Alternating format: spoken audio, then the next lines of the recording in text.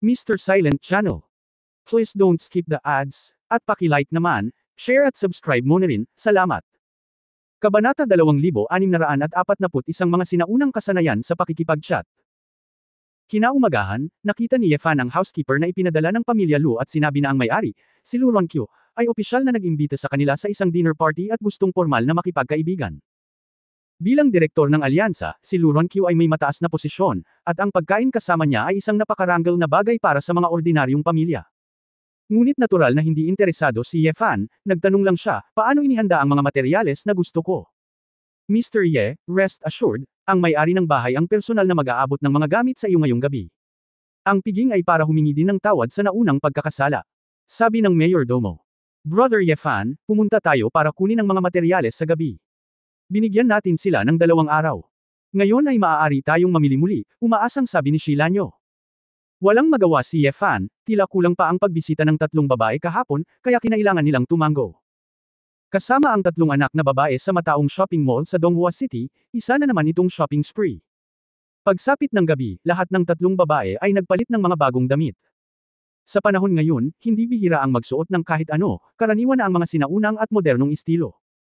Nakasuot si Do Yuner ng puting Han-style long dress, na elegante at maganda, habang si Shilanyu ay nakasuot ng punk-style na leather jacket at leather na pantalon, na mapaglaro at cool.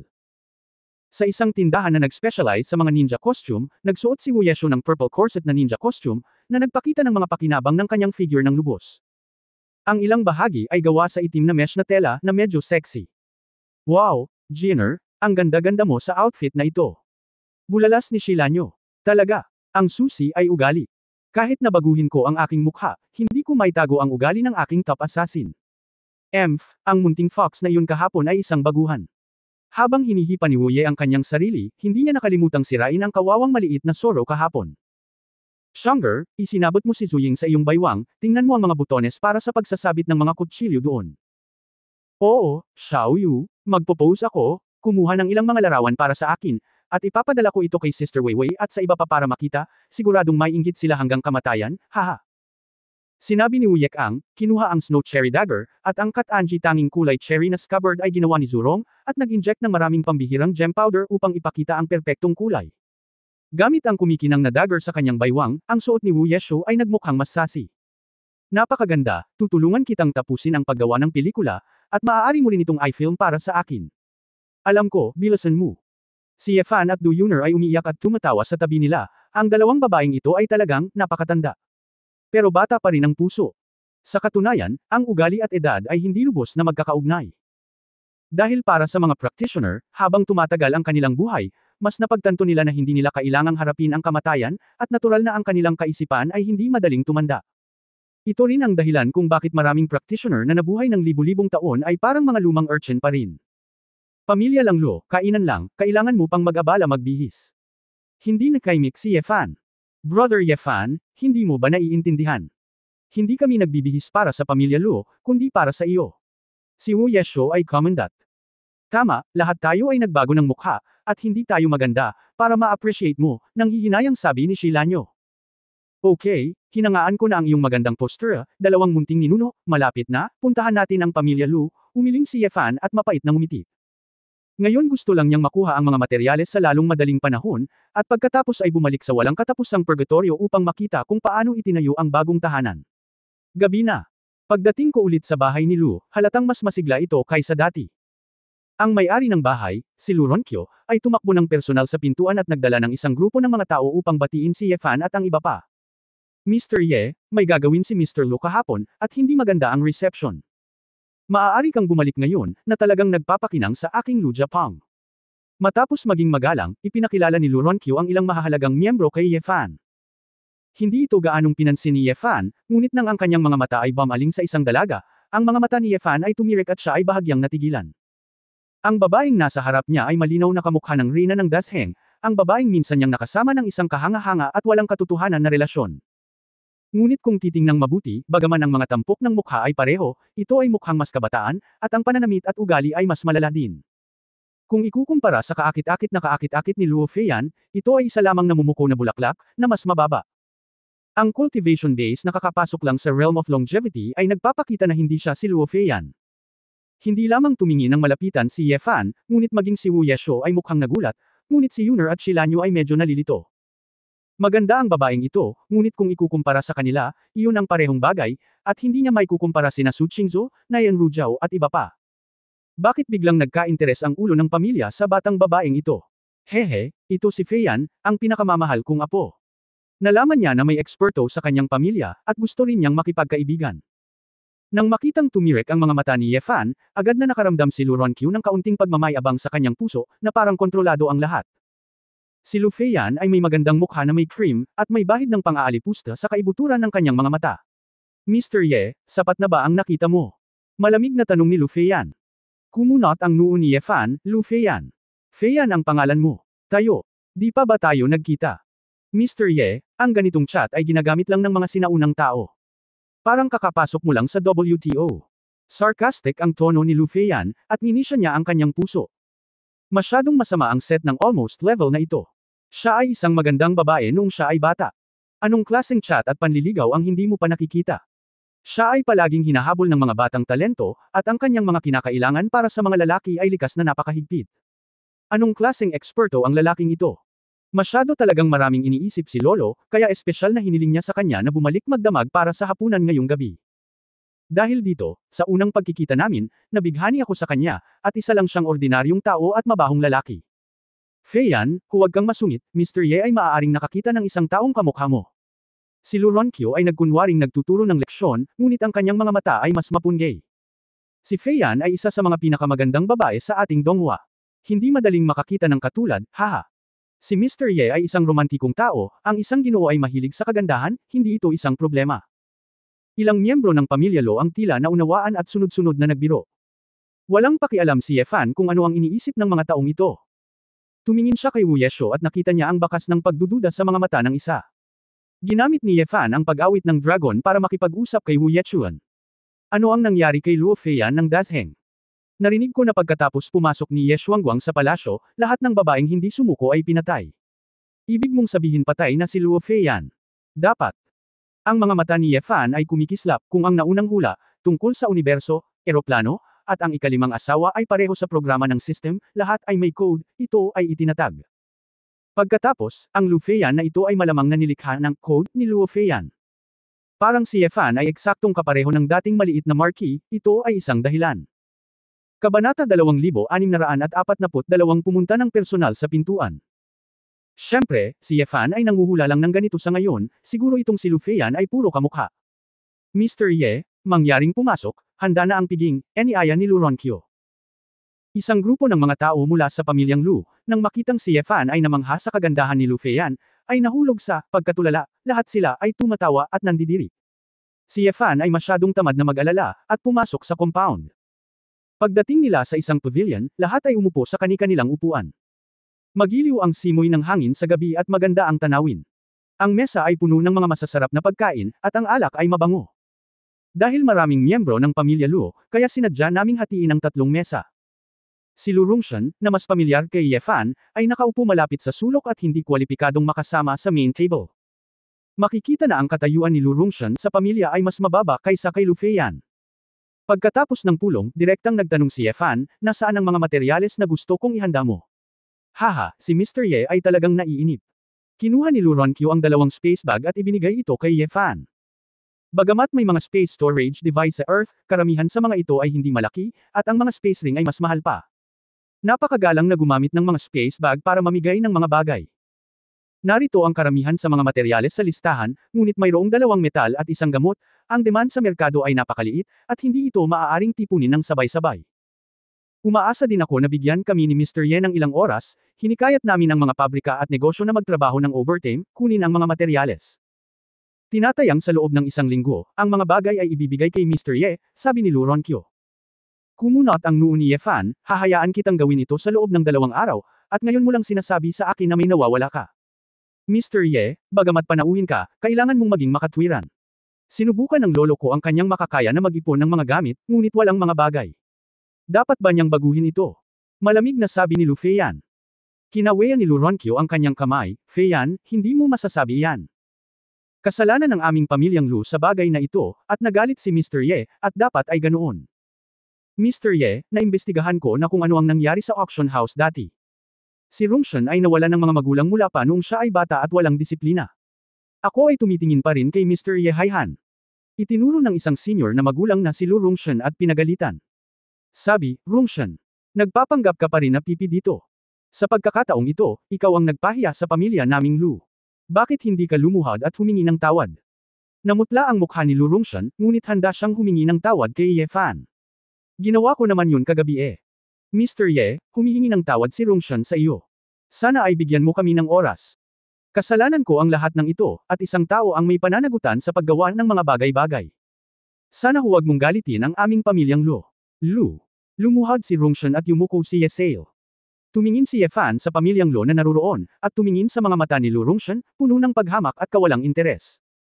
Malamang naiintindihan niya kung bakit napakasuklam ng babaeng ito, at gagawin ang lahat para makamit ang kanyang mga layunin. Sister Rungshan, nang hilingin sa akin ng aking lolo na kunin ang auction house, tumanggi ako at binigyan ka ng pagkakataon. Hindi mo inaasahan, hindi mo kayang gawin ng maayos ang isang maliit na bagay, at nakakahiya ka sa iyong pamilya. Pinapayuhan ko kayong magpakasal ng mas maaga kaysa sa huli. Mag-asawa ka at magkaanak. Umupo si Lu Feiyan sa upuan at mahinang nagsalita ng hindi lumilingon.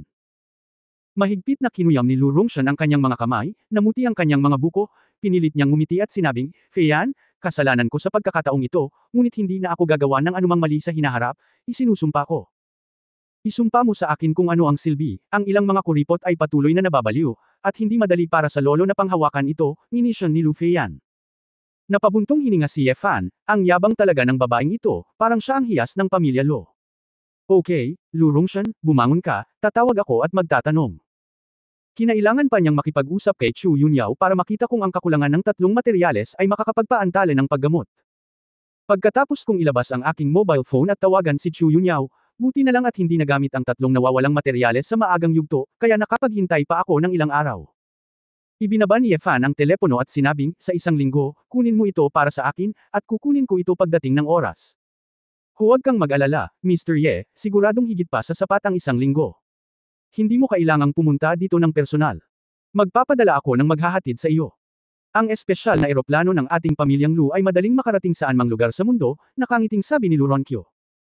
Maaari niya talagang kolektahin ang lahat ng mga materyales, ngunit gusto lang niyang kunin ang pagkakataong ito para malaman kung saan nanggaling si Ye Fan. Kung tutusin, ang maliit na isla na iyon ay hindi mukhang isang reclusive expert sa lahat. Masyadong tamad si Ye Fan na hulaan ang iba't ibang iniisip sa puso ng taong ito. Medyo masarap ang mga ulam sa mesa sa harapan niya. Siya at ang tatlong babae ay hindi nakakain ng bagong pagkain sa lupa sa mahabang panahon. Ang mga pagkain ito ay karaniwang hindi nakikilala, at ang mga ito ay ibang-iba sa mga 100,000 taon na ang nakalilipas. Ang lutuin ng pamilya Lu ay napakakaiba, at silang apat ay agad na nasisiyahan sa kanilang mga pagkain. Nang makitang ang apat sa kanila ay masarap kumain, lahat ng tao sa pamilya Lu ay lalo pang nandidiri, at pinagalitan ng burol dahil sa hindi nakakain ng kahit ano. Mr. Ye, kumain ng dahan-dahan, ang kusina ay maaaring magdagdag ng mga gulay anumang oras. Ngumiti si Lu Ronkyo at tumingin kay Lu Feiyan nang may malalim na kahulugan. Feiyan, bigyan ng toast si Mr. Ye. May pambihirang kasaysayan si Mr. Ye. Sa sandaling ibenta niya ito sa auction house, magkakaroon siya ng ilang top-grade spirit na lumilipad na mga espada. Kung makakasundo mo si Mr. Ye, siguradong hindi ka malulugi. Medyo pabiro na sabi ni Lu Ronkyo. Si Lu Feiyan ay hindi minamaliit si Ye Fan, kaya wala siyang magandang mukha. Lolo, magic weapon lang ito, hindi spiritual weapon. Sa nakalipas na 3 taon, nag-aaral ako sa pamilya Shenlang, at nakapasok na ako sa kaharian ng immortalidad. Mayroon akong mataas na uri ng magic weapon sa aking sarili, at maya-maya ay gagamit ako ng magic weapon. Kung si Mr. Ye ay may anumang mabubuting espiritual na kasangkapan, magiging interesado akong makita ang mga ito. Kung mayroon ako, handa akong bilhin ang mga ito sa mataas na presyo. Anak ako ng pamilyang Lu, at hindi ko estilo ang pagnanasa ng maliliit na bargains, pagmamalaki ni Lu Feiyan. Haha. Oo, Feiyan, bumalik ka sa pagkakataong ito at pumasok sa immortal na kaharian. Ipinagmamalaki ka ni Lolo. Gayunpaman, hindi masama na makipagkaibigan sa isang eksperto gaya ni Mr. Ye. Halika, at Lolo, ay toast si Mr. Ye ng isang tasa. Si Lu Ronkyo ay medyo nababalisa. Nagkaroon kami ng magandang chat ngayon lang, hayaan mong subukan ito ni Lu Feiyan. Bakit parang tinatamad ng harapin ang mahal na apo na ito? Bagaman, naramdaman din niya na medyo ignorant si Ye Fan. Dumiretso ang mga mata ng dilag, ngunit ang pinahahalagahan niya ay ang background ni Ye Fan at ang mga kayamanan sa mga kamay ni Ye Fan. Pagkatapos ng investigasyon, kung hindi siya tumugma sa pamilyang Lu, wala siyang panahon para pagsisihan ito. Kumuha ng ilang mahiwagang armas, ang lalaking nagmamayabang sa labas ay karapat-dapat din bang mag-toast kay Fei Yan.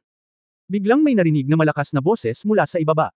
Bahagyang nagulat si Lu Feiyan nang marinig niya ang boses na ito, tumayo siya at tumingin sa likod, na may bakas ng pagkagulat sa kanyang mga mata. Master shouting, paano ka napunta? Ang bisita ay isang gwapo at matangkad na lalaki na may mahabang buhok, medyo banayad, at isang robe na may pattern ng gintong dragon sa isang puting background, na nagpapakita ng kanyang pagkakakilanlan. Master Ji shouting, ang Panginoon ng pamilyang Shenlang. Diyos, paano dumating ang young master na ito? Tulad ng inaasahan kay Fei Yan, paano makakarating si Ji shouting sa pinto ng personal? Ilang disipulo ng pamilya Lo ang bamulong nasa sabik. Kabanata 2643 mag-alok. Sa katunayan, napansin na ni Ye Fan na ang isang miyembro ng Shenlang clan ay nagmamayabang.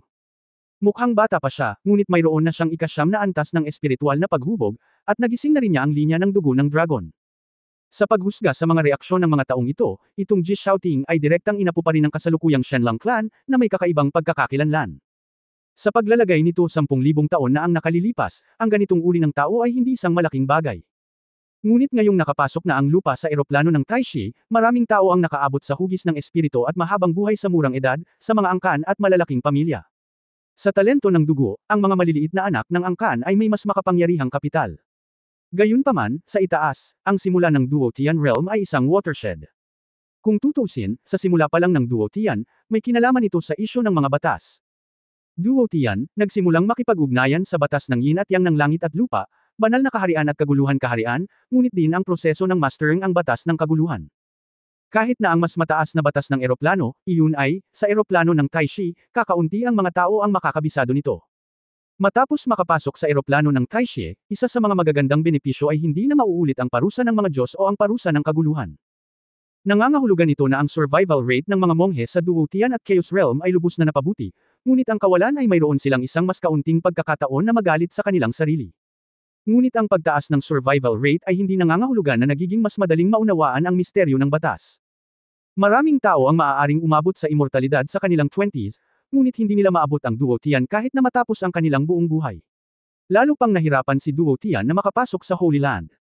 Ang pagkakawatak-watak ni Ye Fan at paglilinang ng sword intent ay nauunawaan lahat ang mga batas ng mga eroplano, ngunit hindi pa rin niya nagagawang makabisado ang mga batas ng kaguluhan sa kanyang panloob na paglilinang ng lakas, na nagpapakita ng pagiging komplikado at kahirapan ng paglilinang. Nang si Ye Fan ay puno ng pag-iisip at naramdaman na ang kasalukuyan ay hindi na tulad ng dati, itong si Ji shouting ay nakatayo na sa harapan niya na may hindi nasisiyahang ekspresyon.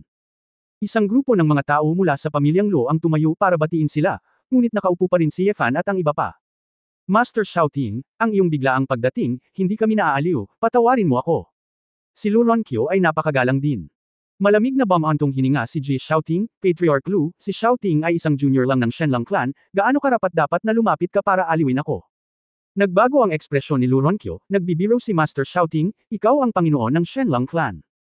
Ang ikatlong young master ng pamilya, ang pinuno ng nakababatang henerasyon ng pamilyang Shenlang. Sa hinaharap, ang aming pamilya Lu ay nangangailangan ng higit na pangangalaga mula sa iyo. Isang pagpapala para sa aming pamilyang Lu na mapunta ka sa aming pamilyang Lu. Mag-iingat ka. Sa tingin ko hindi na kailangan, hindi ba't may mga VIP ka nang ini-entertain, at gusto mo pang ipadala si Fei Yan sa pinto. Sa hinaharap, kayong pamilyang Lu, bakit hindi ninyo sundan ang lalaking ito na maaaring makabuo ng ilang mahiwagang sandata? Ang aming Shenlang you are not so generous, walang awang tumawa si Ji shouting. Napahiya si Lu Ronkyo. Talagang minaliit niya ang alindog ng kanyang apo. Sa nakalipas na 3 taon, si Ji shouting, isang master genius, ay umibig sa kanya. Kung alam niya ito ng mas maaga, hindi niya inayos na pumunta si Lu Feiyan, at kailangan niyang maghanap ng iba pang magagandang inapo. Ngayon, kung mawawala ang pakwan at kunin ang lingga, at masaktan ang pamilyang Shenlang, may malaking mangyayari. Master shouting, mangyaring huwag magkamali, ang aming pamilya Lu ay palaging malapit na malapit sa pamilyang Shenlang, at walang dalawang puso. Si Lu Yuanshan at ang iba pa ay nagsabi ng magagandang bagay.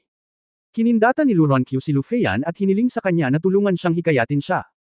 Bagamat medyo nag-aatubili si Lu Feiyan, kailangan niyang sabihin, Master shouting, huwag kang magkamali, na-miss lang ako ng aking lolo, at ang aking 3 taong pagsasanay ay nag-expire na, kaya bumalik na lang ako. Feiyan, dahil sinabi mo yan, natural akong naniniwala sa iyo.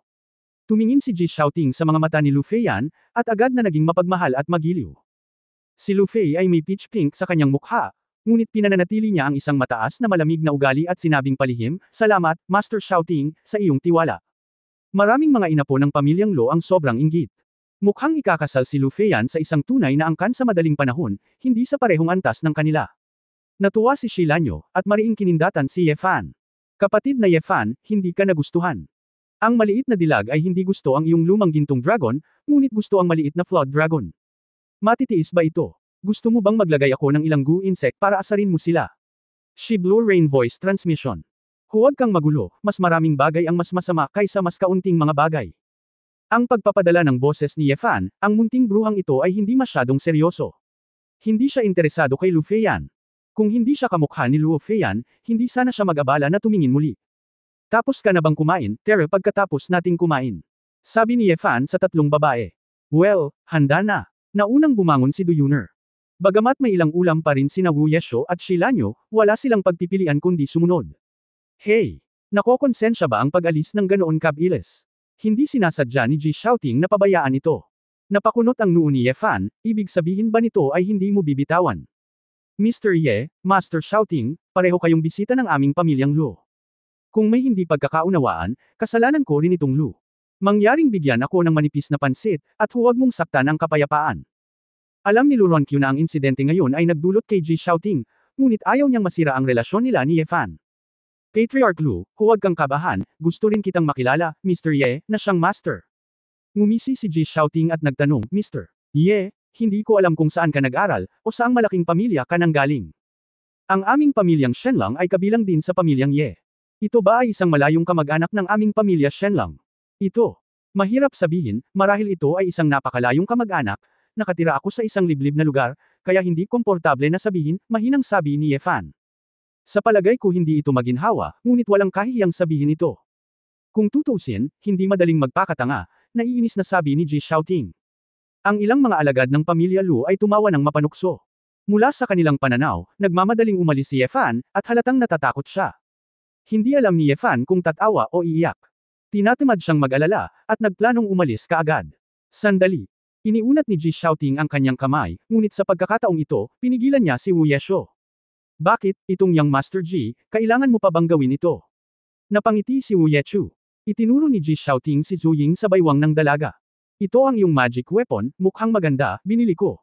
Sa katunayan, napansin din ng maraming tao sa eksena ang maikling kutsilyo at punyal sa baywang ni Wu Yejen. Ang scabbard ng materyal na ito, kasama ang katanji tanging pagkakayari nito, ay nagpapakita ng hindi pangkaraniwang kagandahan.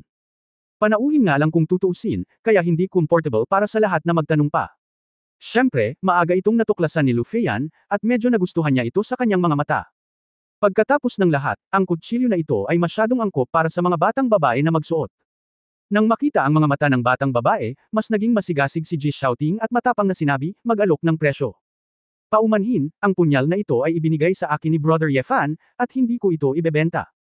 Binati ni Wu Yesho si Ye Fan ng matamis na ngiti. "Kung gusto mong taasan ang presyo, kahit na sabihin mong kapos ka sa pera, o hindi ka pupunta sa auction house para magbenta ng mga magic tools." Matagal nang nag-imbestiga si Ji Shouting ng ilang impormasyon at sigurado siya. "Bakit hindi mo maintindihan kung sasabihin mong hindi?" Umiling si Wu Yesho. Kunwari, gusto kong makita, hanggang kailan ka matigas ang ulo." Si Ji Shouting ay naglabas ng willow leaf sword na may kumikislap na malamig na liwanag at kulay turquoise mula sa storage bag ng walang sinasabi. Kabanata 2644. Hindi ko maintindihan ang mga salita ng tao. Middle grade spirit artifacts. 3 beses pa. Tulad ng inaasahan sa pamilya Shenlang, ang mga maliliit na bata ay maaaring magdala ng magagandang bagay sa kanila. Bulalas ng lahat sa pamilya Lu, maging si Lu Ronkyu at ang iba pa ay naiinggit. Hindi maalis ni Lu Feiyan ang kanyang mga mata sa kanyang mga mata, at ang kanyang magagandang mata ay puno ng pagmamahal. Dahil sa pagpasok sa eroplano ng Taishi, ang mga mahiwagang armas sa mundo ay mas mataas din sa antas kaysa 100,000 taon na ang nakalilipas. Gayunpaman, ang mga espiritual na kasangkapan, lalo na ang mga napino, ay bihira pa rin sa mga angkan at malalaking pamilya. Ang middle grade na espiritual na sandata ay katumbas ng 10 high grade na magic weapon, hindi pa banggitin na ito ay napino ng 3 beses. Sa orihinal, plano kong ibigay ang lumilipad na espadang ito kay Feiyan upang batiin siya sa pagpasok sa kaharian ng immortalidad. Sa sandaling sinabi ito ni Ji Shouting, ang lahat ay nagkagulo, at lahat sila ay tumingin kay Lu Feiyan ng mas naiinggit. Medyo namula si Lu Feiyan at nagulat siya. Sa pagtingin sa mga mata ni Ji Shouting, napakaamo niya. Sa harap ng isang grupo ng mga miyembro ng pamilya Luo, siya ay mas mayabang, na parang lahat ng halo ay nahulog sa kanya ng mag-isa. Babae talaga ang habol nito. Naisip ng mga tao. Pagkatapos ay tumingin si Ji Shouting kay Ye Fan at sa iba pa ng mapaglaro, puno ng provokasyon. Kung sinabi kong, gamitin mo itong lumilipad na espada at ipagpalit mo ang punyal sa iyong baywang, papalitan mo ba ito? Nang marinig ito, agad silang pinanghinaan ng loob ng pamilya Lu at ng iba pa. Master Shouting. Talagang imposible. Mukhang maganda ito ngunit walang silbi, ito ay isang mid-level na pagdadalisay na banal na sandata. Si Lu Feiyan ay nababalisa din, kahit na gusto niya ang kulay cherry na maikling kutsilyo ni Wu Yeshu, ngunit kung gagamitin niya ang espiritu kung papalitan mo ang magic weapon, ito ay isang malaking kawalan. Master Shouting, hindi mo na kailangang gumastos ng napakaraming pera, at hindi matatanggap ni Feiyan ang ganoong kalaking regalo. Siya ay magalang na tumanggi, ngunit hindi niya nais na tanggapin ang ganitong uri ng regalo sa publiko, na tila sakam sa kanya.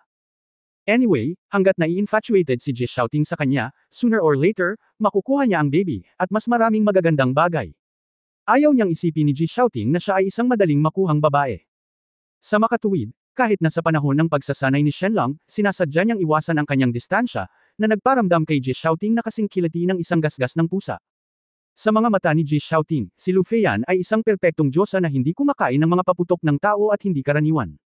Feiyan, hanggat gusto mo, isusuko ko. Siyempre, hindi ako tanga. Kung ordinaryong magic weapon lang ang kutsilyong ito, hindi ko ito babaguhin, sabi ni Ji Shouting. Parang handa akong baguhin ito, tumabi si Wu Yeshu. Gusto lang makipagpalitan ng isang banal na bagay sa kanya para sa isang pag-aari lamang ng isang espiritual na kasangkapan. Ito ay isang pinakamataas na antas ng armas na ginawa ng mga manggagawa ng Soy.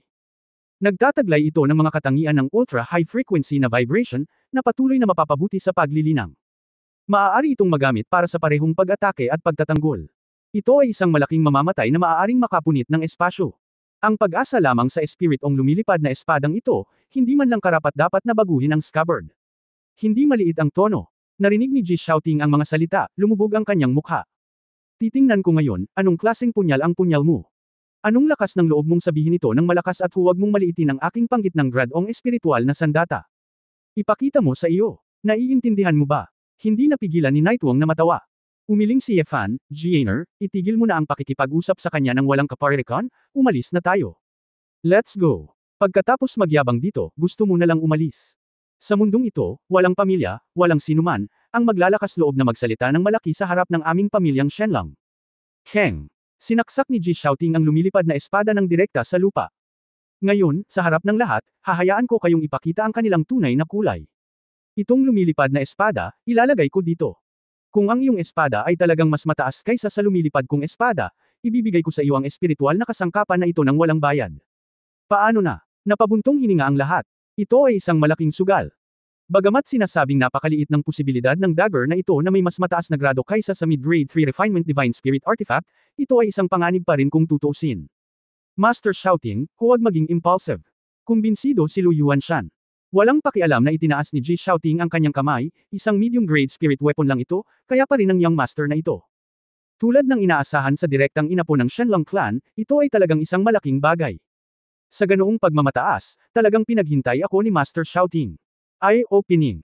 Tumingin si Lu Feiyan sa mga mata ni Ji Shouting na may bakas ng paghanga.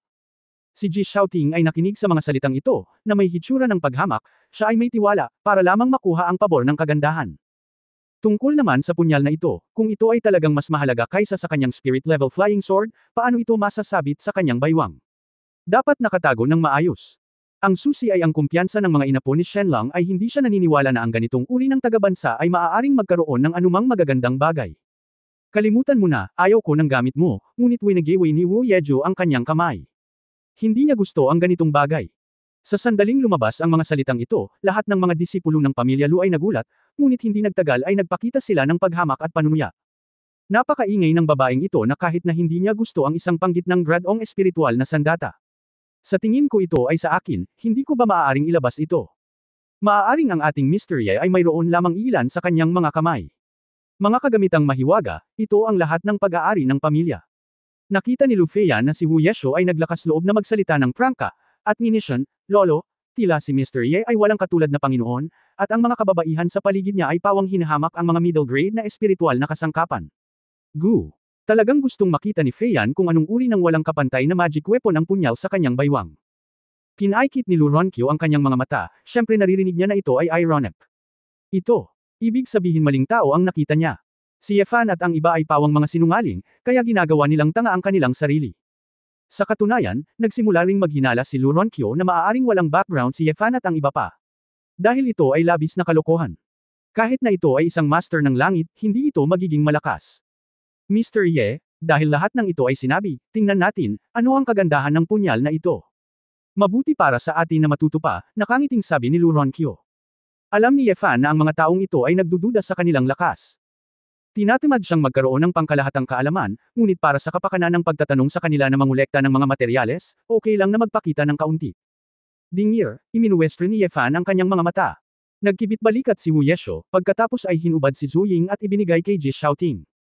Tignan mo, pero binabalaan kita, huwag mong gamitin ng basta-basta. Ito ay hindi isang bagay na maaaring kontrolin ng isang espiritual na magsasaka. Puno ng hindi pagsang-ayon ang mukha ni Ji Xiaoting. Pal-araw lang, punyal lang, kung maloloko mo itong young master. Anong klaseng paninda, makikita mo sa isang sulyap. Kinuha niya si Zhu Ying.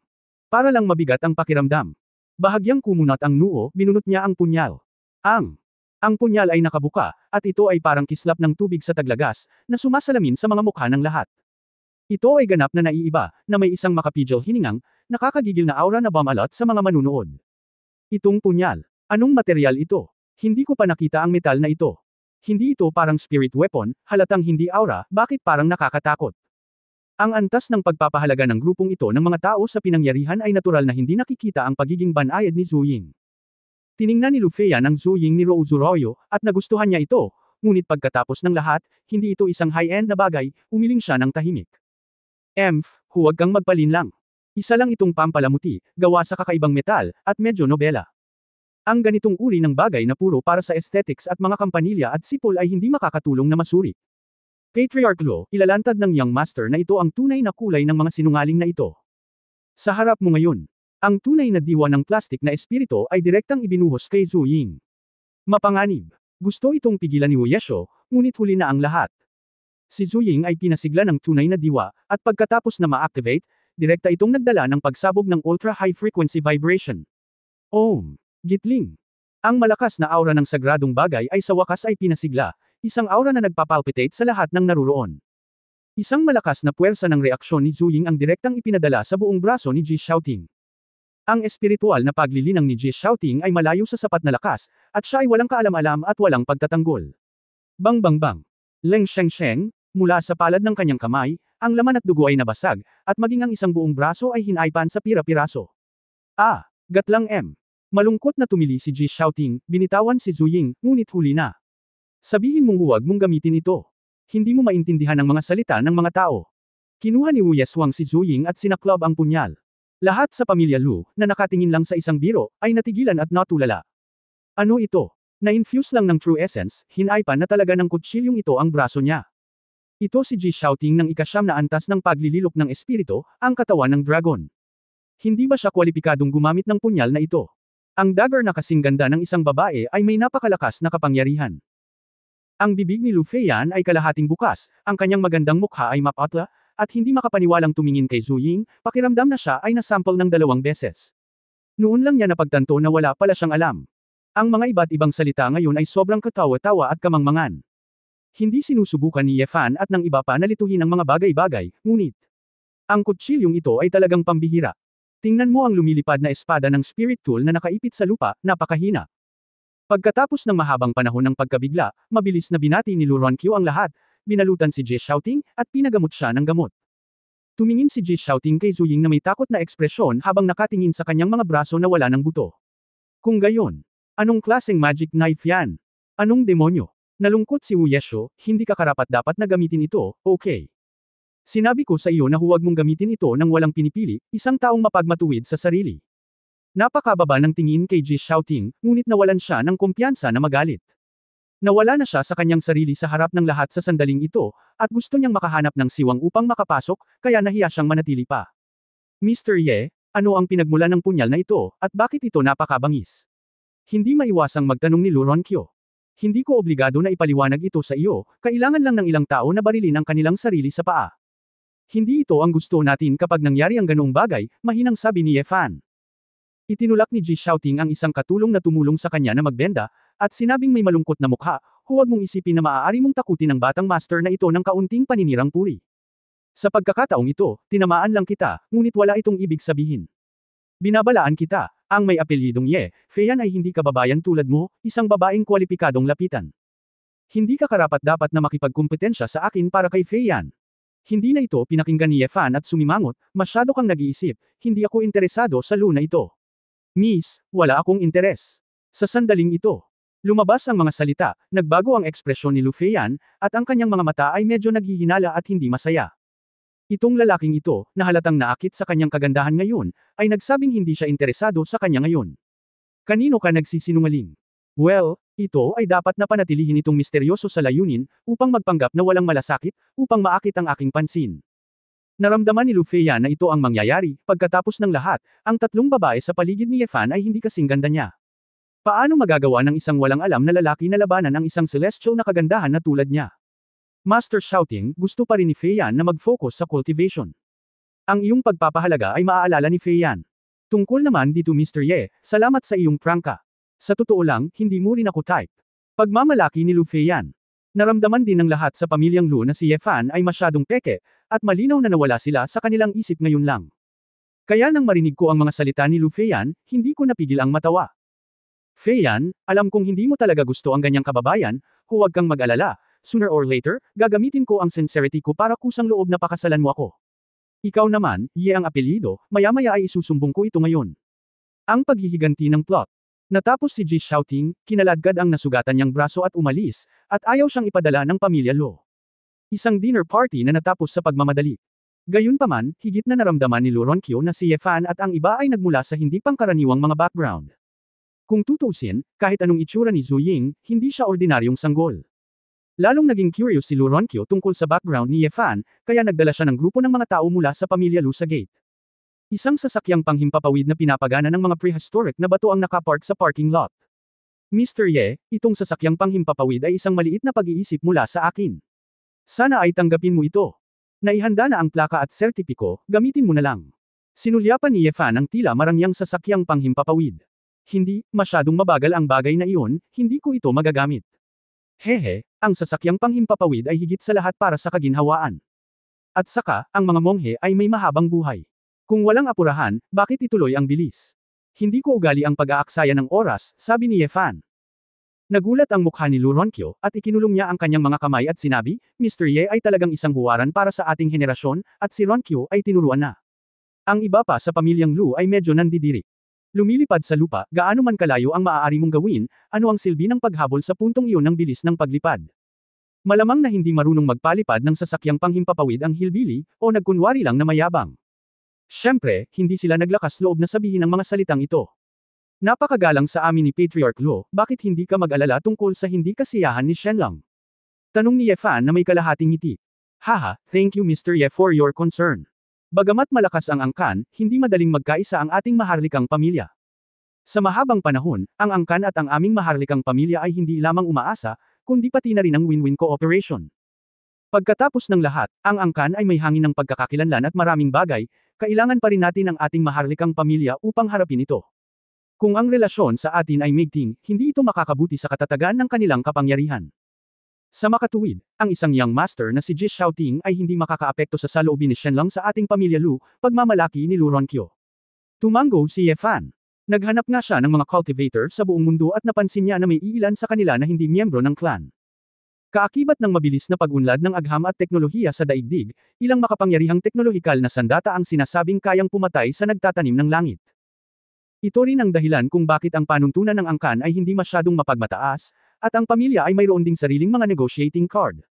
Feiyan, halika rito. Tinawag ni Lu Ronqiu ang kanyang mahal na apo sa kanya. Mr. Ye, si Feiyan ang aking pinakamahalagang apo. Pagkaraan ng ilang araw, ang natitirang tatlong materyales ay kokolektahin. Hahayaan ko siyang ihatid ito sa iyo ng personal. Lolo, bakit gusto mong ihatid ko? Nag-aatubili si Lu Feiyan. Feiyan, maging masunurin. Mabuti para sa iyo na magkaroon ng higit na pakikipag-ugnayan sa isang eksperto tulad ni Mr. Ye, sabi ni Lu Ronqiu. Hindi ko kailangan niyang ipadala ito, kukunin ko ito ng mas mabilis, sabi ni Ye Fan, at hindi natuwa si Lu Feiyan nang marinig niya ito. Maaari niyang tanggihan na ipadala ito, ngunit bakit, ayaw, siya ni Ye Fan.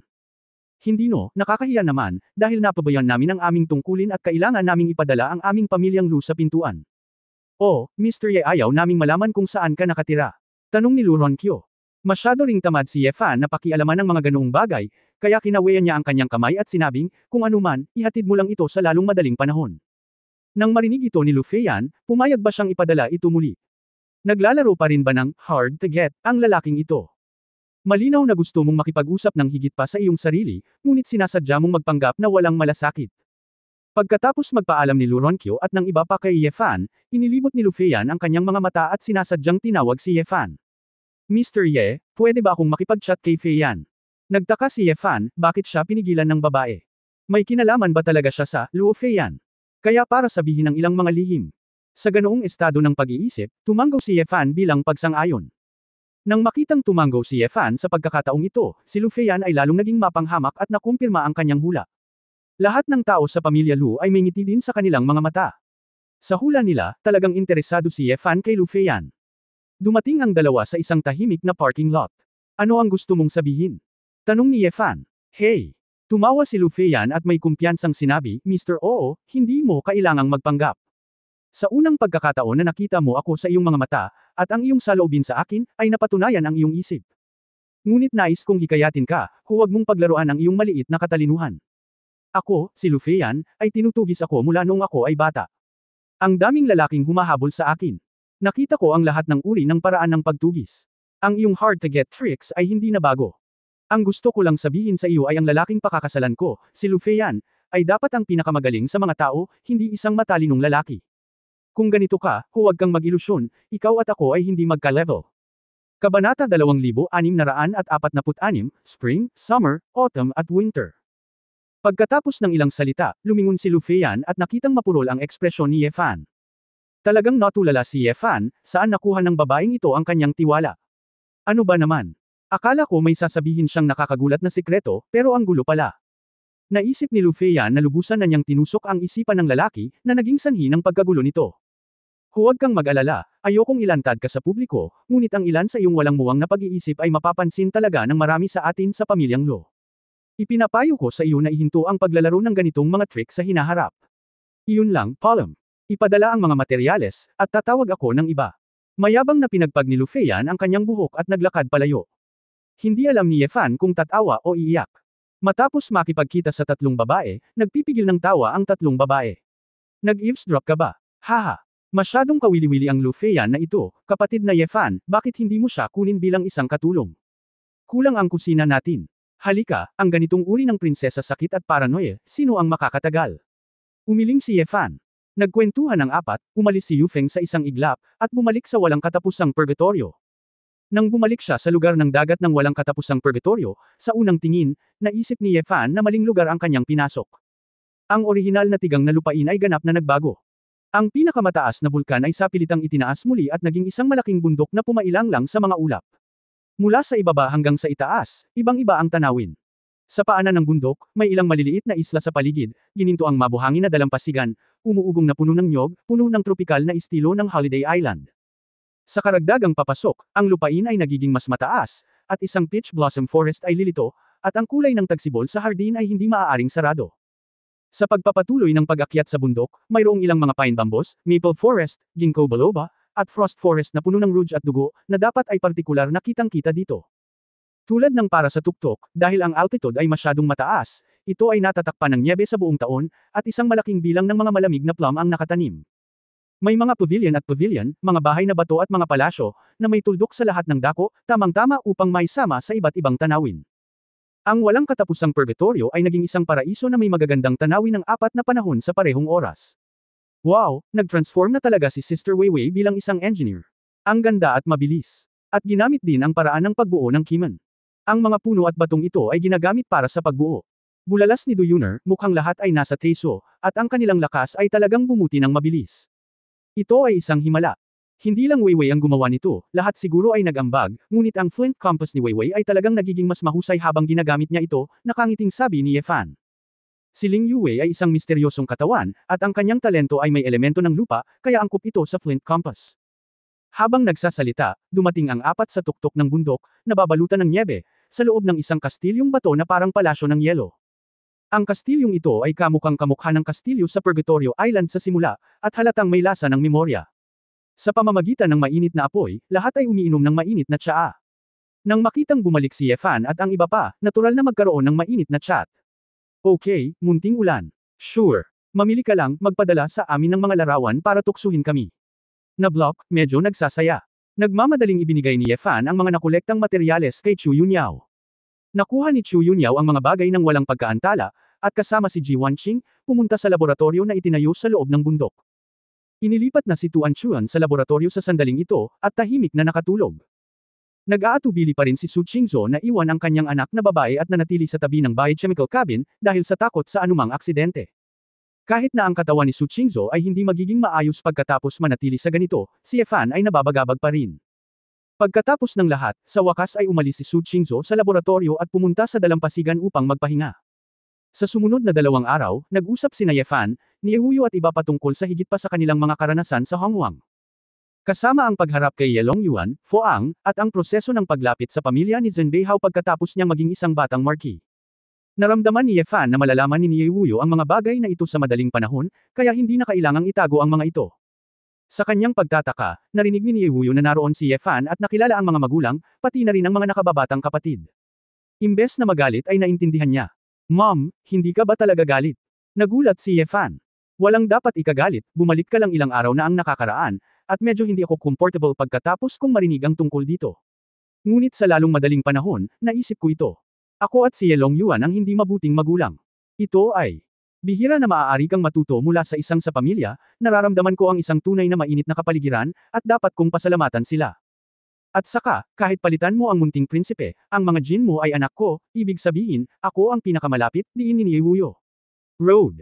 Tumango si Yefan bilang pagsang-ayon, ngunit lihim na ngumiti sa kanyang puso. Tila wala siyang pakialam, pero inaalala niya pa rin kung sino ang mas hahalikan niya. Brother Yefan, na si Ye Wanqing ay eksaktong kapareho ko. Napakurap si Ji Wanqing at nagtatakang nagtanong. Oo, ang ugali niya ay parang batang babae, at mas mature ka na ngayon, sabi ni Yefan. Bamulong si Ji Wanqing, hindi ko inaasahan na babaguhin ko ang mundo, kapatid mo pa rin ako. Nakaramdam ng kakaiba si Yefan, ano ang ibig sabihin nito? Okay lang ba ang ate mo? Hindi pa rin maganda. Pagkaraan ng isa pang araw, lumipad pabalik si Xiao Ziner mula sa langit at nagdala ng ilang mga asteroid na puno ng mga bihirang metal. Kung alam ng mga angkan at pamilya sa Earth na direktang lumipad sila sa universo, at gumamit ng mga singsing sa kalawakan upang direktang i-load ang mga asteroid pabalik sa Earth bilang isang paraan upang mangolekta ng mga mapagkukunan, malamang naisipin nila na ito ay isang pantasya. Sa wakas ay makakapagsimula na si Chu Yunyao na opisyal na bumuo ng isang bagong-bagong device at pumasok sa ritmo ng nakakabaliw na pananaliksik na gusto niya. Natapos ni Xiao Ziner ang kanyang trabaho at sa wakas ay nagkaroon ng oras upang lumabas para maglaro, kaya kinuha niya ang lahat ng pera na mayroon si Yefan at tinawagan sina Du Yuner, Ning Zimo, Feng Yaoying at iba pang mga babae upang mamili sa isang malaking lungsod. Gusto ni Yefan na samahan si Su Qingzhou at panoorin ang Tuan Chuan, at naghihintay sa pamilyang Lu na maghatid ng mga materyales, natural na ayaw niyang lumabas muli. Gayunpaman, ang Candlelight, Feng Qinglan, at Xiao Waiso ay lubos na interesado. Nakita ni Yefan na gusto nilang pumunta, ngunit nahihiya siyang magsalita, kaya nagkusa siyang banggitin ito. Sina Feng Yaoying at Du Yuner ay parehong mainit ang loob at madaldal, at hindi nagtagal ay tinanggap silang maglaro ng magkasama. Gayunpaman, hindi ko alam kung bakit, hindi tama sina Ayer at Xiao Waiso. Nang makitang pupunta si Xiao Waiso, nanatili lamang siya sa walang katapusang purgatorio at tinatimad na lumabas, na hindi nagawang tumawa o umiyak si Yefan. Makalipas ang 2 araw. Donghua Luja. Fei Yan, lahat ng materyales ay nakolekta na, magbihis ka ngayon, at pagkatapos ay ipadala ang mga bagay kay Mr. Ye. Sa pag-aaral, tinawagan ni Lu Ronqiu sina Lu Feiyan, Lu Yuanshan at iba pa, at nagpaliwanag ng mabuti. Lolo, ayaw kong pumunta, at ayaw kong magbihis para sa ganoong klase ng tao, malamig na sabi ni Lu Feiyan. Hoy, nahulaan ko lang na ayaw mo talagang pumunta doon. Well, pagkatapos ay hahayaan kong pumunta si Rong Zuan sa Endless Purgatory, kasama si Elder Yuanshan. Ano? Infernal Purgatorio. Naghinala si Lu Feiyan na mali ang kanyang narinig, at sinabing may pagtataka, maaari bang? Na ikaw, na nakatira sa walang katapusang purgatoryong iyon na puno ng mga bulkan. Chapter 2647 Hindi ba ito nagyayabang? Feiyan, ang address na natanggap namin ay ang Infernal Purgatory. Naisip namin na dapat iyon para hindi mabunyag ang aming tunay na tirahan, kaya nakipag-appointment kami doon at ibinigay sa amin.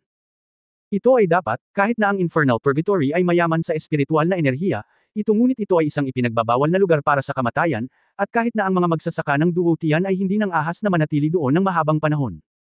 Kahit na ang mga Panginoon ng Angkan ay hindi pupunta sa walang katapusang purgatorio para sa paglilinang, at ang may apelidong Ye ay isang namamaga na mukha at isang taong mataba. Naiinis na sabi ni Lu Feiyan. Gayunpaman, dahil pinakiusapan niya kaming magkita doon, karamihan sa mga totoong tirahan nila ay hindi kalayuan doon. Kaya plano kong hayaan ka at ang mga elder ng Yuanshan na pumunta doon para tuklasin ang katotohanan ng personal. Ang walang katapusang purgatorio, kung tutusin, ay medyo mapanganib, tulad ng syempre, mas mabuti kung ikaw ay isang natatanging disipulo na nakarating sa immortal na kaharian. Ito ay isang nakakaawa na kung ayaw mong pumunta, hindi ka pipilitin ni Lolo na palayain si Rungshan, nang hihinayang sabi ni Lu Ronkyo. Hindi, Lolo, sasama ako kay Elder Yuanshan, sabi ni Lu Fei. Oh, paano nagbago ang isip mo? Anyway, I'm fine now. Nagpunta lang ako para makita ang delikadong anyo ng Infernal Purgatory. I'm really looking forward to see that Ye, paano siya tumira sa Infernal Purgatory. Malamig na ngumiti si Lu Feiyan. Hindi siya naniniwala na si Ye Fan ay maaaring manirahan sa walang katapusang purgatorio, ngunit medyo naguguluhan siya kung bakit pinili niya ang ganoong uri ng lugar upang magkita. Sa tuwing gustong magkunwaring multo nitong may apelyidong Ye, ilalantad niya ito ng personal, baka malinlang ng lalaking ito ang pamilya Lo. Matapos dalhin ang lahat ng mga nakolektang materyales, sina Lu Feiyan at Lu Yuanshan ay sumakay sa isang advanced na sasakyang panghimpapawid at dumiretso sa walang katapusang purgatorio. Nagtagal ito, at ipinakita ng positioning system na nakarating na ito sa lugar kung saan matatagpuan ang Infernal Purgatory. Gayunpaman, may kakaibang nangyari. Gaano man sila tumingin, natagpuan nila na ang dagat sa ibaba ay asul at kalmado, at walang mga sinturon ng bulkan. Kakaibang bagay, ang walang katapusang purgatorio ay dapat na narito, bakit walang bagay dito? Si Lu Yuanshan, na nagpapatakbo ng sasakyang panghimpapawid, ay tumingin sa labas ng bintana na may nagtatakang ekspresyon. Elder, mali ba ang pagkabasa mo sa mga coordinate? Huwag magsalita tungkol sa mga bulkan dito, wala kahit isang isla, nakasimangot si Lu Feiyan. Automatikong matatagpuan ito ng system, hindi maaaring magkamali, hanapin natin ito. Muling pinaandar ni Lu Yuanshan ang sasakyang panghimpapawid, at naghanap ng malaking bilog malapit sa walang katapusang purgatorio. Ito ay lumabas na ang mga isla at coral reef na minarkahan sa ilang iba pang mga mapa sa loob ng isang radius ng libu-libong milya dito ay totoo. Ngunit ito ay ang walang katapusang purgatorio na nawala sa manipis na hangin. Anong nangyayari dito? Baka lumubog na lahat ng bulkan dito. Naguguluhan si Lu Yuanshan. Nakaramdam din ng kakaiba si Lu Feiyan, na may blankong ekspresyon sa kanyang mukha. Tawagan ko si Mr. Ye at magtanong. Walang magawa si Lu Yuanshan. Sabay-sabay. Matatagpuan sa Snow Mountain Laboratory. Si Ye Fan ay nakahiga sa isang pang-eksperimentong bangko, hinahayaan si Chu Yunyao na mangolekta ng mga gene. Dahil sa pambihirang pisikal na lakas ni Ye Fan, talagang napakahirap at tumatagal ng maraming oras ang pagkolekta. Biglang tumawag yung phone. Tinatayang narito ang mga materyales. Sinulyapan ito ni Ye Fan. Tinulungan siya ni Su Qingzhou na sagutin ang telepono at inilagay ito sa tenga ng lalaki. Si Mr. Ye ba iyon? Ako si Lu Yuanshan. Sabi mo hinahanap kita sa Infernal Purgatory, ngunit pumunta kami dito ayon sa mga coordinate, ngunit hindi namin mahanap ang Infernal Purgatory. Oh, huwag kang lumipat doon, magpapadala ako ng isang tao para kumuha nito. Mga bagay, sabi ni Ye Fan. Malapit sa walang katapusang purgatorio, naroon ang lahat ng kakaibang porma sayon ni Ling Yue. Ang mga ordinaryong monghe ay pumupunta rito, kung hindi nila naiintindihan ang sining ng Kiman, makikita lamang nila ang malawak na karagatan, at palagi silang paikot-ikot. Mister, alam mo ba kung nasaan tayo? Siyempre mahahanap ko. Okay. Pagkatapos ibaba ang telepono, sinabi ni Ye Fan kay Su Qingzhou, asawa, hindi ako makakaalis ngayon, bakit hindi mo ito kunin? Hayaan mo si Qinger, bakit hindi ka nalang kumuha ng isang bagay, ilang taon na ba ito? Sabi ni Su Qingzhou. Tama iyan, kung gayon, Qinger, bumisita ka, sabi ni Ye Fan. Qinger, tiyak na makakahanap sila ng paraan para makapag-usap. Dapat mong subukang huwag magsalita hanggat maaari, kunin na lang ang mga bagay-bagay, para hindi magkagulo. Sinabi ni Su Qingzhou. Si Gu Qingying, na nasa likuran, ay yumuko, at marahang sumang-ayon, oo, prinsesa. Ngayon si Gu Qing ay matagal nang nakasanayan na maging isang kasambahay, at walang yabang ng isang binibini, isang court lady, o isang talentadong babae. Ano man ang itanong ng host, masunurin siya, at mananatili siyang tahimik sa tabi niya kung wala siyang gagawin, parang background. Matapos makasama si Su Qingzhou sa mahabang panahon, nakaramdam din si Gu Qing ng kakaibang alindog mula sa babaeng punong abala na ito. Ang karunungan, katalinuhan, pamamahala, kalmado at pagiging mapagpasyahan ni Su Qingzhou sa mga kritikal na sandali, pag-estratehiya, at iba't ibang anteng-anteng sa personalidad ay pumupuno kay Gu Qing ng paghanga, at lalo siyang naging handang maging tapat kay Su Qingzhou. Si Su Qingzhou ay lubos na nasisiyahan sa dalagang ito. Bagamat alam niyang may crush si Gu Qing kay Ye Fan, mayroon din siyang pagkamangha at katapatan kay Su Qingzhou, at palagi niyang pinapanatili ang kanyang balanse. Dahil dito, naging handa si Su Qingzhou na magtiwala kay Gu Qing, at nang bumalik siya sa Earth sa pagkakataong ito, dinala rin niya ito. Sa pagkakataong ito ang lahat ay gustong lumabas at maglaro, at si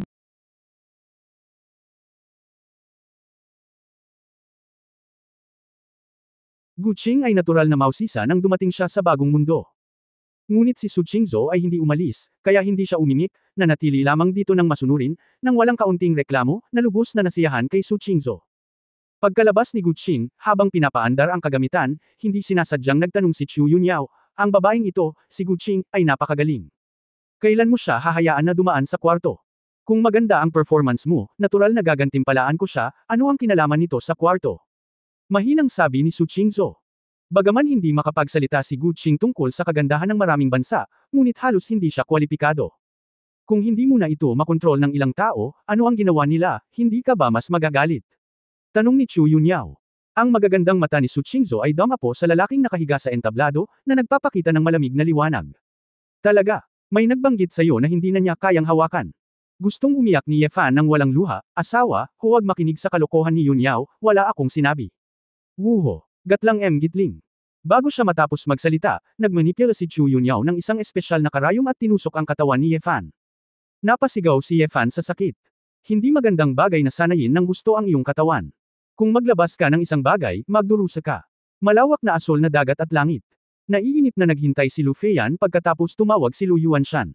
Elder, anong sabi niya? Anong pakulo ang nilalaro niya? Feiyan, huwag kang mag-alala, sinabi ni Mr. Ye na magpapadala siya ng isang tao upang kunin ito. Magpadala ng isang tao. Hindi siya darating ng mag-isa. Napakalaking bagay, ngumiti si Lu Feiyan ng masama. Habang sila ay nag-uusap, isang anino ang lumitaw mula sa manipis na hangin sa harap nila, dahan-daang papalapit sa kanilang sasakyang panghimpapawid. Ang asul na klasikal na mahabang damit ay kumikislap sa hangin, na may mahinang diwa ng diwata. Ang asul na sutla ay nagsisipiliw sa maselang mukha na parang bulaklak ng lotus, na may matingkad na mga mata at mapuputing ngipin, at mapupulang labi at manyeb na balat. Para itong engkanto na nakabiskirt na tumutuntong sa mga ulap ng engkanto at hangin. Ang ugali na ito ay napakaganda at nakakapreskong, parang simoy ng tagsibol. Si Lu Yuanshan at Lu Feiyan ay hindi maiwasang magmukhang nagyelo, lumakas ang kanilang espiritu, at pareho silang namangha. Ito ay talagang isang diwata na bumababa sa lupa, at ito ay nasa kaharian pa rin ng immortalidad. Oo naman, ang mga babae sa paligid ni Mr. Ye ay hindi pangkaraniwan, papuri ni Lu Yuanshan. Itinikom ni Lu Feiyan ang kanyang mapupulang labi. Kailangan niyang aminin na bagamat medyo mababa ang mukha ng babaeng kaharap niya, mas maganda naman ang ugali at figure nito kaysa sa kanya. Ang apelyidong Ye ay nagsabi sa simula na hindi siya interesado sa kanyang sarili, hindi ba siya ay nagyayabang lamang? Pero may asawa ka ba talaga? Natutokso ako ng Kabanata 2648. Nakaramdam ng hindi komportable si Lu Feiyan, ngunit pagkatapos na pag-isipan ito ng mabuti, ang babaeng ito ay halos kapareho ng kanyang sarili. Siya pa rin ang hiyas ng pamilyang Lu, at ang kanyang katayuan ay marangal, kaya bakit ikumpara ang kanyang kagandahan sa isang babae sa kabundukan? Sa pag-iisip nito, nabawi ni Lu Feiyan ang kanyang kumpiyansa. Binuksan ng dalawa ang pinto ng eroplano at inanyayahan si Gu Qing na pumasok. Dalawa ba kayong galing sa pamilya Lu? Kumpirmadong tanong ni Gu Qing. Sa mga araw na ito, sadyang natutunan ni Gu Qing ang wika ng mundo, na madaling gamitin. Gayunpaman, nang makita niya ang hitsura ni Lu Feiyan, nagulat siya at tinitigan siya ng ilang segundo. Bagamat narinig ko na binanggit ni Ye Fan noon na may nakilala akong isang babae na katulad ng Reyna, naramdaman ko pa rin na napakahawig nito. Nang makitang siya ay tinitigan ng napakagandang babae, lalo pang naging proud si Lu Feiyan. Sure enough, mas maganda pa rin ang sarili niyang kagandahan. Malamang nagulat ang babaeng ito. May mga babaeng mas maganda pa sa kanya sa mundo, di ba? Hehe, ito ay eksakto, sa Lu Yuanshan, ang nakatatandang pamilyang Lu, ito si Miss Lu Feiyan, na pumunta dito sa ngalan ng padre de pamilya sa pagkakataong ito, pagpapakilala ni Lu Yuanshan. Matapos bumalik sa katinoan si Gu Qing, ngumiti siya at sinabing, kayong dalawa ay nagdala ng mga bagay dito. Pagkatapos, ibigay sa akin ang mga materyales, at kayong dalawa ay maaaring bumalik. Natigilan si Lu Yuanshan, at awkward na ngumiti, ang babaeng ito, maglakas loob na tanungin ang pangalan ni Fang. Gu Qing. Isang magandang pangalan, talagang naaayon sa pangalan nito, hindi karaniwan, puri ni Luo Yuanshan. Nakuha ng matanda ang premyo. Bahagyang ngumiti si Gu Qing, ngunit hindi ito masyadong sineryoso. Pagkatapos ng lahat, pagkatapos na manatili kasama si Su Qingzhou at iba pang mga babae sa mahabang panahon, wala siyang tiwala sa kanyang hitsura, at siya ay mukhang masyadong ordinaryo. Miss Gu Qing, sa pagkakataong ito ay dumating kami at nagdala ng iba pang mga regalo. Gusto naming ibigay ito ng personal kay Mr. Ye Fan. Hiniling din namin sa babae na manguna at hayaan kaming makilala si Mr. Ye, nakangiting tanong ni Luo Yuanshan. Nang marinig ito ni Gu Qing, nahihiya ang kanyang mukha. Naalala niya ang ipinaliwanag ni Su Qingzhou, huwag nang magbunyag ng higit pang impormasyon. Natatakot ako na hindi ito masyadong maginhawa, magalang na pagtanggi ni Gu Qing. Inconvenient. Ngayon lang siya nakatawag, bakit nakakainis na makita kami? Hindi mo talaga siniseryoso ang pamilya namin ni Lu. Mukhang hindi nasisiyahan si Lu Feiyan. Kumunot ang noo ni Gu Qing, kung magdulot ito ng malaking salungatan, hindi ba't ito ay isang masamang bagay para sa kanya? Hindi niya talaga akalain na darating ang ganoong kisenggit na anak. At saka, sinabi ni Ye Fan na magpapadala siya ng isang tao upang kunin ito, ngunit hindi niya sinabi kung sino ang ipapadala. Nagdala kami ng mga mahahalagang materyales, paano mo mapapatunayan na ikaw ay pinadala ni Ye Fan? Malamig na ngumuso si Lu Feiyan, anong ginagawa mo? Sino si Ye Fan? Hindi pa kami sigurado. Miss Luo, kung hindi ka naniniwala sa akin, maaari kang tumawag ngayon para kumpirmahin, matiyagang sabi ni Gu Qing. Joke, personal kaming naghatid ng mga gamit sa pinto, pero hindi man lang niya nakita, kaya paulit-ulit niya kaming pinatawag. Anong kasalanan niya? Malinaw na sinabi na siya ay nasa Infernal Purgatory, ngunit ang lugar na ito ay walang bulkan, kaya tinawag din itong Infernal Purgatory. Paano ka lumabas sa hangin, ano ang nangyayari dito? Kung hindi mo linawin, how dare we give it over to you? Ang sunod-sunod na tanong ni Lu Feiyan ay medyo nabigla kay Gu Qing. Bagamat nakakapagpaliwanag siya, ito ay isang katanungan kung may karapatan ba siyang i-leak ang impormasyong ito. Oo, Miss Gu Qing, hindi namin makumpirma ang relasyon ninyo ni Mr. Ye, at malinaw na inimbitahan kami ni Mr. Ye sa Infernal Purgatory. Alam ng sinuman sa lupa na nakakaalam ng Infernal Purgatory na ito ay isang sinturon ng bulkan. Masyadong kakaiba ang lahat dito. Nais din ni Luo Yuanshan na imbestigahan ng malinaw ang bagay, kung hindi ay malilito siya na hindi na siya makakabalik para sa negosyo. Sumasakit ang ulo ni Gu Qing, kaya kinailangan niyang maghintay sa dalawa. Lumabas siya ng eroplano at tinawagan si Su Qingzhou. Matapos makuha ang pahintulot ni Su Qingzhou, bumalik si Gu Qing sa eroplano. Kayong dalawa, dahil marami kayong tanong, sumama kayo sa akin. Dapat maniwala kayo kapag nakita ninyo si Mr. Ye. Pumasok ka. Saan ka pupunta? Baka may kuweba dito. Ngumiti si Gu Qing, ilagay ang sasakyang panghimpapawid sa labas at sundan ako sa hangin, sumunod ka lang. Nag-alinlangan si Luo Yuanshan, nag-aalala tungkol sa panganib. Elder, huwag kang mag-alala, si Ye Fan ay hindi nangangahas na makipaglaro. Sa likod ng aming pamilyang Luo, naroon ang pamilyang Shenlang. Gusto kong makita kung ano ang ginagawa nitong pinangalan ng Ye. Si Lu Feiyan ay hindi nataranta. Pagkatapos mag-isip tungkol dito, talagang nag-isip si Luo Yuanshan, kaya bumaba siya ng eroplano. Matapos masuspine ng dalawa ang sasakyang panghimpapawid sa himpapawid, sinundan nila si Gu Qing at lumipad pasulong. Pagkatapos ng ilang espesyal na pwesto ni Yufeng, biglang nagbago ang eksena sa harapan ko. Isang kaakit-akit na isla na parang gintong perlas ang makikita. Sa harap nito ay isang taluktok na tumataas sa mga ulap at hindi nakikita ang tuktok. Mula sa paanan ng bundok hanggang sa tuktok ng bundok, may mga tanawin ng kasiya siyang natural na tanawin, mga magagandang gusali, na pinalamutian sa kanila. Parang fairyland sa labas ng mundo. Human Great Array. Ito. Mayroon talagang napakalaking lugar dito, na sakop ng Human Great Array. Map-outla ang mukha ni Luo Yuanshan, at direktang nabigla siya sa napakagandang tanawing ito. Bagaman mayroon ding ilang mga monghe na maaaring lumikha ng mga porma sayon sa lupa, ang gayong sulat kamay ay gawa lamang ng lumikha. Natigilan din si Lu Feiyan, pakiramdam niya ay bigla siyang nasa isang fairyland, tuwang-tuwa. Hindi siya nang ahas na sabihin kay Luo Yuanshan na kahit ang ancestral land ng pamilya Shenlang ay walang ganoong estilo. Napakagandang pakiramdam. Hindi kaya ang lugar na ito ay ang Infernal Purgatory. Ang totoong mukha ng Infernal Purgatory ay ganito. Kung gayon, ano ang nangyari sa mga larawan ng mga bulkan na nakita ko noon? Nang marinig ang mga tanong ng dalawang tao, tahasang nagtanong si Gu Qing. Napangiti siya, wala siyang lakas ng loob na banggitin ang hindi dapat sabihin. Kahit nasabihin sa kanila na ang lugar na ito ay nilikha ng mga kababaihan sa loob ng ilang araw, hindi sila maniniwala. Dumating sa isang garden pavilion sa paanan ng bundok. Kayong dalawa, pakihintay dito, darating si Mr. Ye mamaya, at magtitimpla ako ng tsaa para sa inyong dalawa. Nang makitang aalis na si Gu Qing, huminto si Lu Feiyan. Miss Gu, hindi mo pa sinasabi, ano ang relasyon mo kay Ye Fan? Narinig ito ni Guqing at sinabi sa tonong naguguluhan, Miss Lu, bakit masyado kang nagmamalasakit sa relasyon namin ni Jian? Mr. Ye. Ano? Hindi maginhawang sabihin. Kinagat ni Guqing ang kanyang manipis na labi, sa totoo lang, medyo komplikado ang relasyon nila ni Ye Fan. Pag-usapan natin ang katulong sa silid, ngunit hindi ito formal, at ito ay nasa ilalim, at ito ay hindi direkta.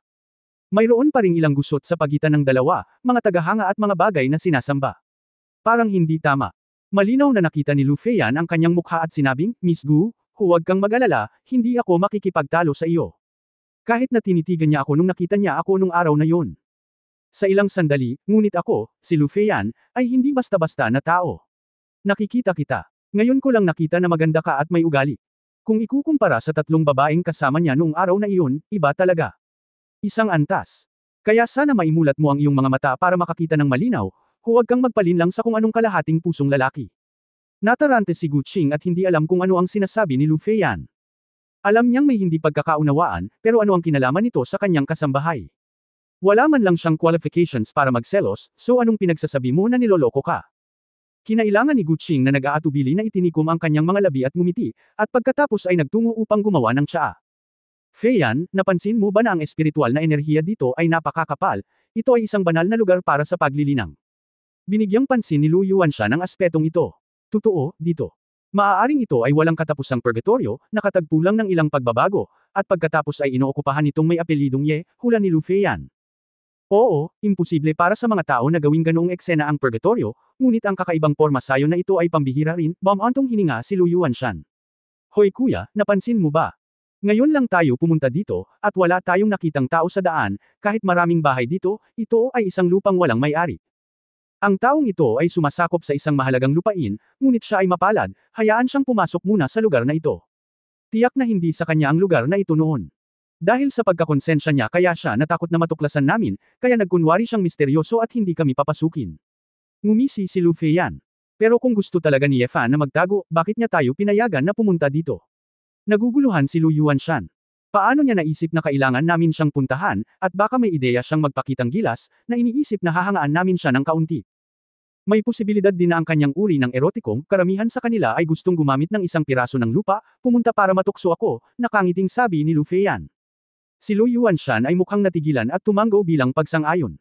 Pagkaraan ng ilang sandali, bumaba si Ye Fan sa likod ng bundok na may masakit na likod. Mr. Ye, mabilis na bumangon si Lu Yuanshan at nakangiting sinabi. Ngunit si Lu Feiyan ay tamad na bumangon. Natuklasan na niya ang background ni Ye Fan, at hindi niya pinansin si Ye Fan. Kabanata 2649 ang katotohanan. May dala ka ba? Sinabi ni Ye Fan ng diretso sa punto, at masyadong tamad na maging magalang.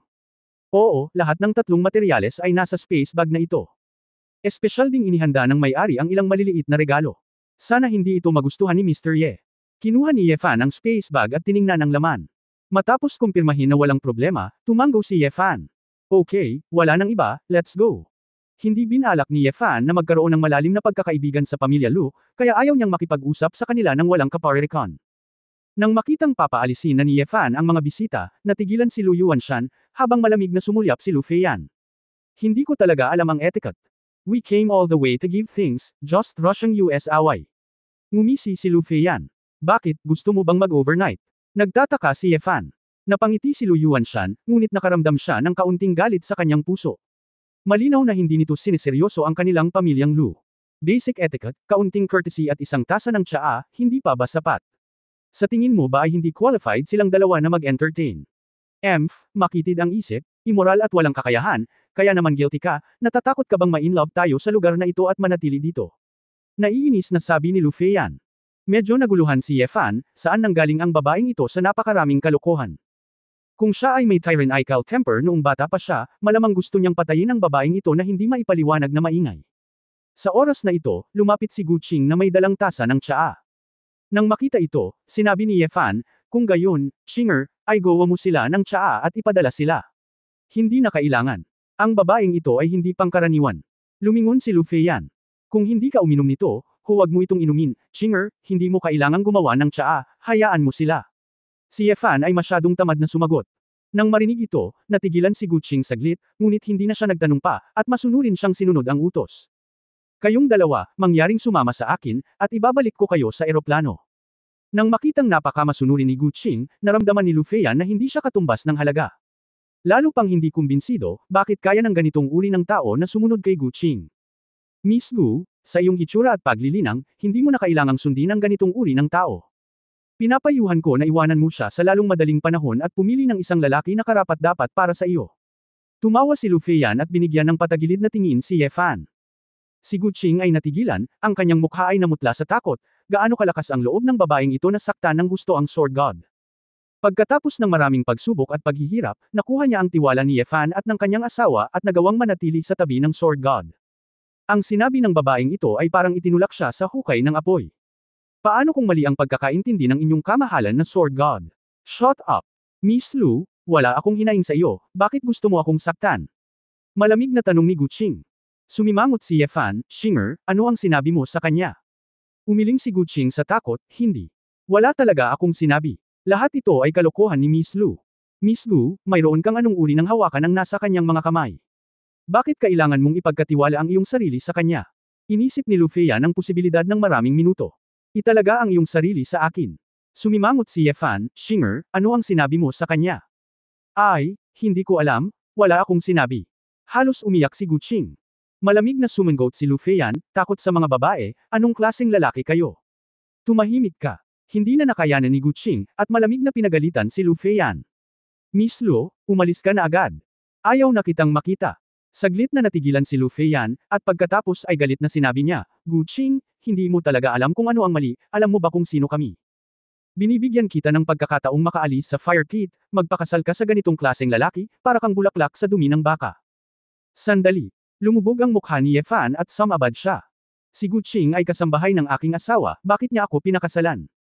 Nagkaroon ng katahimikan sa pavilion. Nagulat si Lu Yuanshan, habang si Lu Feiyan ay hindi makapaniwala. Sabi mo, kasambahay siya. Sa isang malamig na mukha, inamin ni Gu Qing ang bawat salita, ang aliping ito ay isang katulong, Miss Lu, mangyaring huwag sir-on ang alipin. Si Lu Feiyan ay tanga. Inamin talaga ng ganitong kagandang babae na isa siyang kasambahay at mukhang proud na proud. Ano ang sinusubukan niyang gawin? Hindi kaya. Ang asawa ni Ye Fan ay mas maganda kaysa kay Gu Qing. Posible na hindi. Hindi, gaano kaganda iyon? Imposible. Oo, ito ay dapat na isang tigre. Kaya naman itong may apelyidong Ye ay may puso at walang lakas ng loob, at si Gu Qing ay takot na takot. Miss Gu Qing, nagkasala talaga ako sa iyo, nagsisisi na umiling si Lu Feiyan. Kailan ko sinabing mali? Ayaw mong dumura ng dugo. Iiyak na si Gu Qing, papatayin talaga siya ng babaeng ito. Hindi maisip ni Ye Fan kung ano ang nangyayari sa babaeng ito. Umalis ka na rito. Maghintay ka. Umiling si Lu Yuanshan sa kanya, sumenyas na magtiis sandali. Mr. Ye, maraming offense ngayon, kaya mauna na tayo. Aalis na sana ang dalawa kay Yufeng nang may boses ng babae mula sa malayo. Ye Fan brother, may bisita ba? Sina Lu Yuanshan at Lu Feiyan ay lumingon sa likuran ng hindi namamalayan, at sa isang iglap, pareho silang natakot, at ang kanilang mga mata ay hindi na makatingin sa malayo. Napaka-flawless ng mukha. Hindi makapili ng anumang mga kapintasan, ito ay tulad ng sinta ng lumikha. Nabigla. Paano magkakaroon ng napakagandang kagandahan sa mundo? Hindi mapigilan ni Lu Yuanshan na maging baliw sa kanyang edad. Ikinuyong din ni Lu Feiyan ang kanyang mga kamay, ang kanyang magandang mukha ay namutla, kinagat ang kanyang mapupulang labi, ang pakiramdam sa kanyang puso, hindi pa banggitin kung gaano ito hindi komportable. Huwag kang mag-alala tungkol sa kanila, Wan Qing, ano ang hinahanap mo sa akin? Tanong ni Ye Fan. Ang taong dumating ay si Ji Wanqing, na nakasuot ng eleganteng puting damit at nakabaliktad ang kanyang makeup. Sa mga tuntunin ng mga tampok ng mukha, si Ji Wanqing ay ang perpektong template para sa mga babaeng tao. Bagamat iba-iba ang aesthetics ng bawat isa, sa mata ng publiko, si Ji Wanqing ay isang nangungunang kagandahan kahit gaano pa niya ito nakikita. Kung gusto mo siyang talunin, umasa ka lang sa ugali niya. Sa sandaling pumasok si Ji Wanqing sa pavilion, bumaba sina Gu Qing at Lu Feiyan ng higit sa isang hakbang sa isang iglap. Talagang naging ka-level na ito. Sanay na si Gu Qing, ngunit hindi kailanman naagrabyado si Lu Feiyan. Nagsimula siyang makaramdam ng pagkahilo sa kanyang puso, iniisip sa kanyang sarili, kung ang babaeng ito ay lumitaw sa pamilya Shenlang, natatakot ako na ang lahat ng mga batang pinuno ay kailangang ipaglaban siya. Hindi, ang mga henyo ng buong Donghua Alliance ay mabibighani sa kanya. Sa oras na iyon, ang aking sarili. Isang foil lamang, isang piraso ng berdeng dahon. Sa mga mata ni Lu Feiyan, selos, inggit, takot, halo-halong lasa. Itong Ye Fan, may napakagandang tao sa paligid niya. Hindi kaya siya interesado sa kanyang sarili, hindi nagyayabang. Ngunit taos puso. Nang makita ni Ji Wanqing ang dalawa sa pamilyang Lu, wala siyang masyadong pakialam.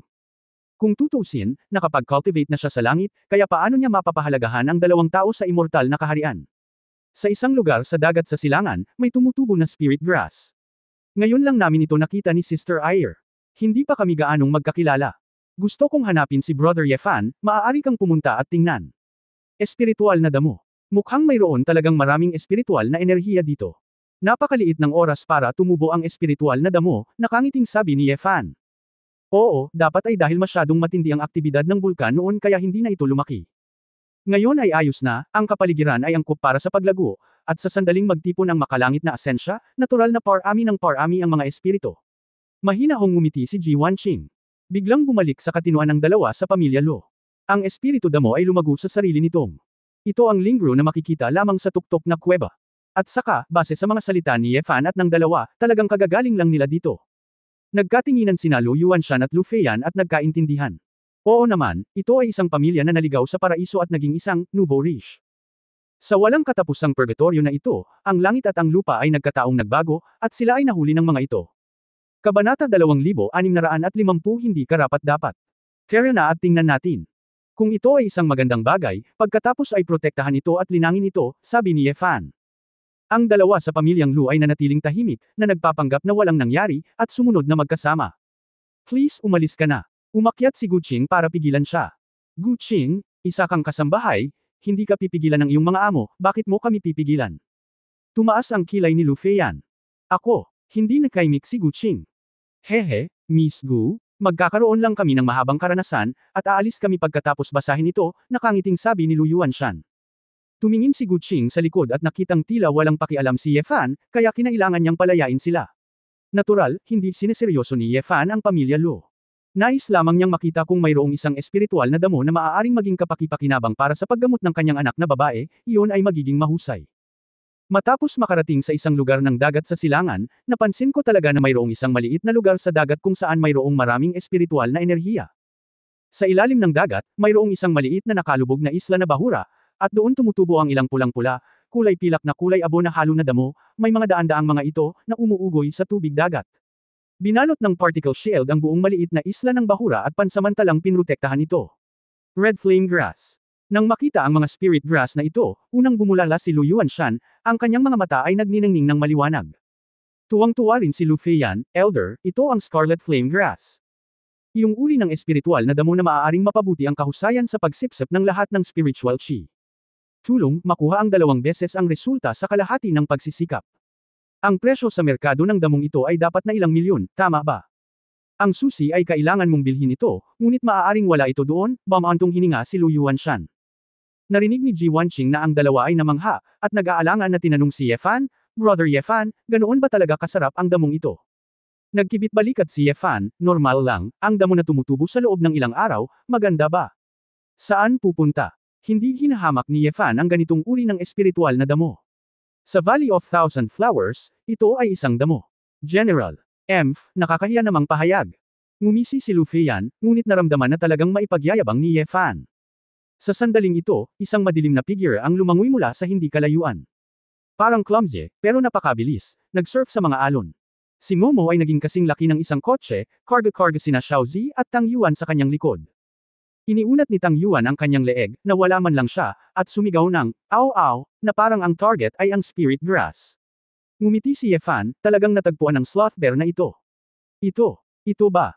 Ang banal na hayop na si Xuanming. Ang banal na hayop na si Qilin. Laking gulat ni Lu Yuanshan kaya nalaglag ang kanyang panga. Nagulat din si Lu Feiyan at medyo kakaiba, kung gayon. Parang may panda. Bagamat medyo kakaiba ang kombinasyon, sobrang init pa rin ng mata nilang dalawa. Diyos na hayop. Ang makapigil hiningang aura na ito, na lumabas sa katawan ni Momo, ay nakakaramdam ng pagkagulat. Ang lilang unicorn na iyon ay mukhang napakahalaga at mukhang napaka-advance. Kung tungkol sa panda na iyon. Baka alagang hayop iyon. Hinampas ni Momo ang kalasag ng butil. Si Tang Yuan ay nagmamadaling umakyat, kumamo, nanlaki ang kanyang mga mata, at gusto niyang kainin ang espiritong damo sa loob. Ay! Nagpahayag si Tang Yuan ng kawalang kasiyahan kay Yefan at labis na nababalisa. Natahimik sandali si Yefan, nakaharap sa tila walang laman na hangin, at sinabi, "Ayer, alisin mo ang kalasag, walang silbi ang bagay na ito, ibigay mo sa kanila."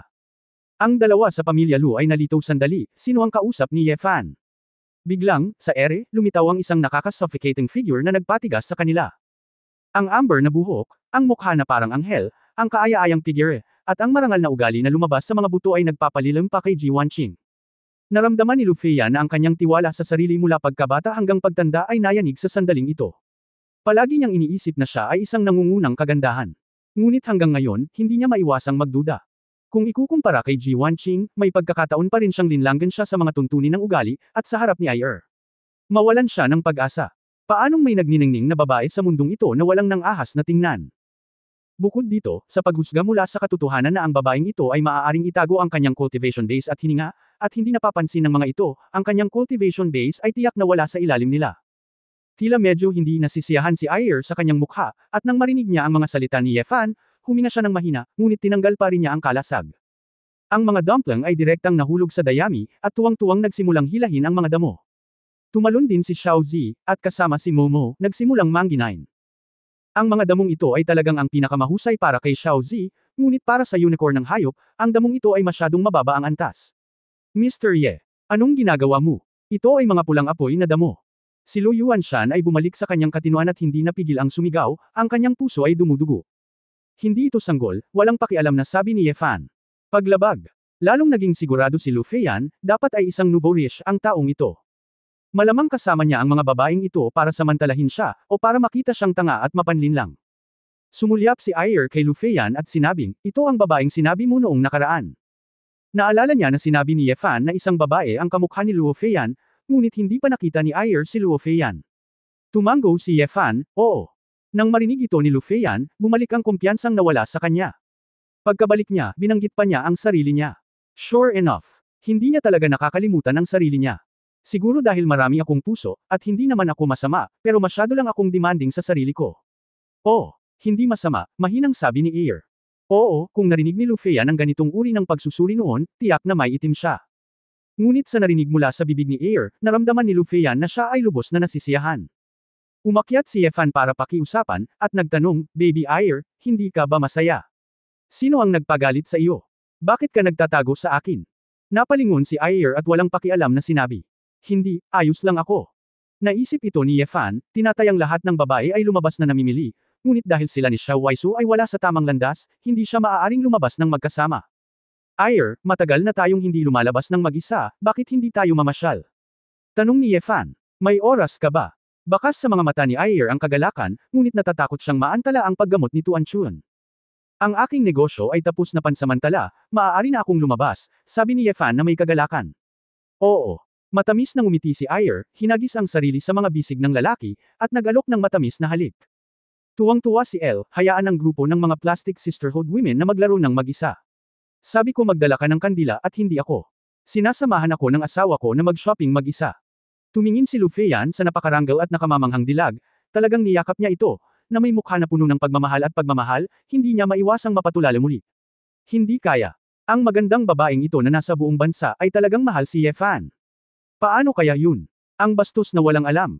Kaya niya. Hindi niya alam kung ilang beses na siya ngayong araw, sa sobrang gulat niya ay hindi siya makapagsalita, at pakiramdam niya ay paralisado ang puso niya. Hinaplos ni Ye Fan ang mahabang makinis na buhok ni Ai at naiinip na tumingin pabalik sa dalawang pamilyang Lu. Bakit ka natulala? Hindi mo ba nakita na kasama ko ang babae ko sa pamimili? Pupunta ka pa ba? Lumapit si Gu Qing sa oras na ito at malamig na sinabi, kayong dalawa, mangyaring umalis. Fair na. Malamig ang mukha ni Lu Feiyan sa oras na ito, ngunit ang kanyang mga salita ay kulang sa tiwala ngayon. Ang dalawa ay pinabalik ni Gu Qing sa eroplano. Si Lu Yuanshan ay may ilang mga plano sa kanyang puso, kaya't pinanatili niya si Gu Qing at nakangiting sinabi, Miss Gu, bagamat ang iyong asawa ay talagang mas maganda kaysa sa iyo, ikaw ay napakabuti, hindi na kailangang madama na mali ang pagiging isang katulong. Ang aming pamilyang Lu, oo mayroong maraming mahuhusay na pamilya sa Donghua Alliance, kung handa kang maghanap ng ibang paraan, handa kaming magbigay sa iyo ng mas mahusay na mapagkukunan. Kung masuhulan si Gu Qing, ang pamilyang Lu ay makakapaglagay ng chess piece sa tabi ni Ye Fan, at marami pang impormasyon ng insider ang makikita. Alam ang bottom line ni Ye Fan, ang mga susunod na bagay ay magiging madaling hawakan. May kaina-hinalang tanong ni Gu Qing, nakilala mo na ba ang asawa ko? Hindi ba't ngayon lang iyon ang napakagandang puting babae? Kakaibang tanong ni Lu Yuanshan. Nagulat din si Lu Feiyan, paanong hindi magiging mistress ang isang magandang babae? At sobrang sweet ng dalawa. Hey! Hindi napigilan ni Guqing na matawa, iyon nga ay babae, ngunit hindi ang babaeng pinaglilangkuran ko. Kung gayon, nasaan ang iyong ginang? Si Lu Feiyan ay tinamaan muli dumating, napakagandang babae, hindi ba ang pangunahing silid?